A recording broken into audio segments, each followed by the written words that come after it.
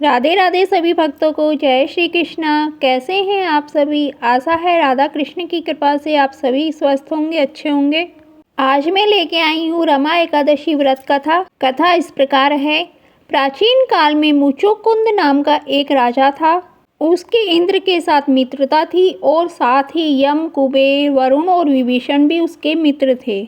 यह राजा बड़ा धर्मात्मा, विष्णु भक्त और न्याय के साथ राज्य करता था। उस राजा की एक कन्या थी जिसका नाम चंद्रभागा था। उस कन्या का विवाह चंद्रसेन के पुत्र शोभन के साथ हुआ था। एक समय वह शोभन ससुराल आया। उन्हीं दिनों जल्दी ही पुण्यदायिनी रमा एकादशी भी आने वाली थी। जब व्रत का दिन समीप आ गया तो चंद्रभागा के मन में अत्यंत सोच उत्पन्न हुआ कि मेरे पति अत्यंत दुर्बल हैं और मेरे पिता की आज्ञा अति कठोर है। 10वीं तिथि को राजा ने ढोल बजवाकर सारे राज्य में यह घोषणा करवा दी कि एकादशी तिथि को भोजन नहीं किया जाएगा। ढोल की घोषणा सुनते ही शोभन को अत्यंत चिंता हुई और अपनी पत्नी से कहा कि हे प्रिय, अब क्या करना चाहिए? मैं किसी प्रकार भी भूखा नहीं रह सकूंगा।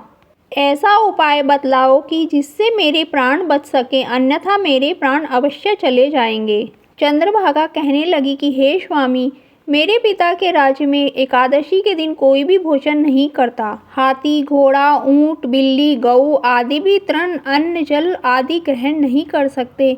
फिर मनुष्य का तो कहना ही क्या है। यदि आप भोजन करना चाहते हैं तो किसी दूसरे स्थान पर चले जाइए, क्योंकि यदि आप यहीं रहना चाहते हैं तो आपको अवश्य व्रत करना पड़ेगा। ऐसा सुनकर शोभन कहने लगा कि हे प्रिय, मैं अवश्य व्रत करूंगा। जो भाग्य में होगा वह देखा जाएगा। इस प्रकार से विचार कर शोभन ने व्रत रख लिया और वह भूख व प्यास से अत्यंत पीड़ित होने लगा। जब सूर्य नारायण अस्त हो गए और रात्रि को जागरण का समय आया, जो वैष्णवों को अत्यंत हर्ष देने वाला था, परंतु शोभन के लिए अत्यंत दुखदायी हुआ। प्रातःकाल होने तक शोभन के प्राण निकल गए।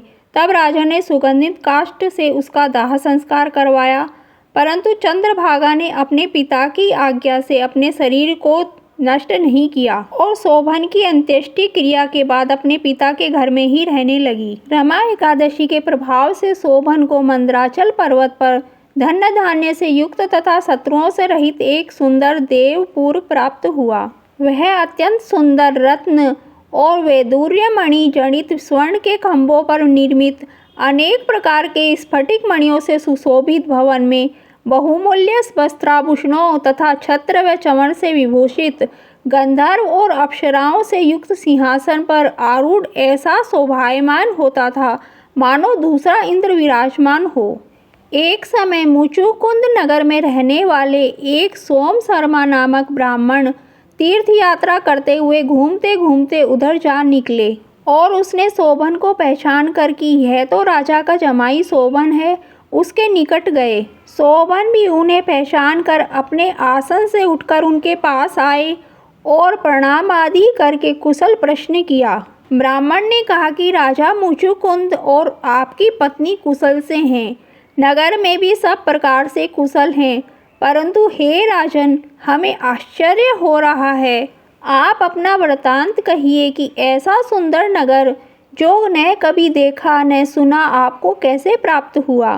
तब शोभन बोला कि कार्तिक कृष्ण की रमा एकादशी का व्रत करने से मुझे यह नगर प्राप्त हुआ, परंतु यह अस्थिर है। यह स्थिर हो जाए ऐसा उपाय कीजिए। ब्राह्मण कहने लगे कि हे राजन, यह स्थिर क्यों नहीं है और कैसे स्थिर हो सकता है, आप बताइए, फिर मैं अवश्य में वह उपाय करूँगा। शोभन ने कहा कि मैंने रमा एकादशी का व्रत श्रद्धा रहित होकर किया था, अतः यह सब कुछ अस्थिर है। यदि आप मुचुकुंद की कन्या चंद्रभागा को यह सब वृतांत कहें तो यह स्थिर हो सकता है। ऐसा सुनकर उस श्रेष्ठ ब्राह्मण ने अपने नगर लौटकर चंद्रभागा से सब वृतांत कह सुनाया। ब्राह्मण के वचन सुनकर चंद्रभागा बड़ी प्रसन्नता से ब्राह्मण से कहने लगी कि हे ब्राह्मण, ये सब बातें आपने प्रत्यक्ष देखी हैं या स्वप्न की बातें कर रहे हैं? ब्राह्मण कहने लगा कि हे पुत्री, मैंने महावन में तुम्हारे पति को प्रत्यक्ष देखा है, साथ ही किसी से विजय न हो ऐसा देवताओं के नगर के समान उनका नगर भी देखा है उन्होंने यह भी कहा कि यह स्थिर नहीं है। चंद्रभागा कहने लगी कि हे विप्र, तुम मुझे वहाँ ले चलो, मुझे पति देव के दर्शन की तीव्र लालसा है। मैं अपने किए हुए पुण्य से उस नगर को स्थिर बना दूंगी। आप ऐसा कार्य कीजिए जिससे उनका हमारा संयोग हो, क्योंकि वियोगी को मिला देना महापुण्य है। सोम शर्मा यह बात सुनकर चंद्रभागा को लेकर मंदराचल पर्वत के समीप वामदेव ऋषि के आश्रम पर गए। वामदेव जी ने सारी बात सुनकर वेद मंत्रों के उच्चारण से चंद्रभागा का अभिषेक कर दिया। तब ऋषि के मंत्र के प्रभाव और एकादशी व्रत के प्रभाव से चंद्रभागा का शरीर दिव्य हो गया और वह दिव्य गति को प्राप्त हुई।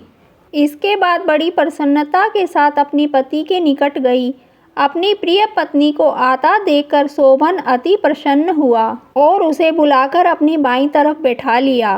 चंद्रभागा कहने लगी कि हे प्राणनाथ, आप मेरे पुण्य को ग्रहण कीजिए। अपने पिता के घर जब मैं 8 वर्ष की थी तब से विधि पूर्वक एकादशी के व्रत को श्रद्धा पूर्वक करती आ रही हूँ।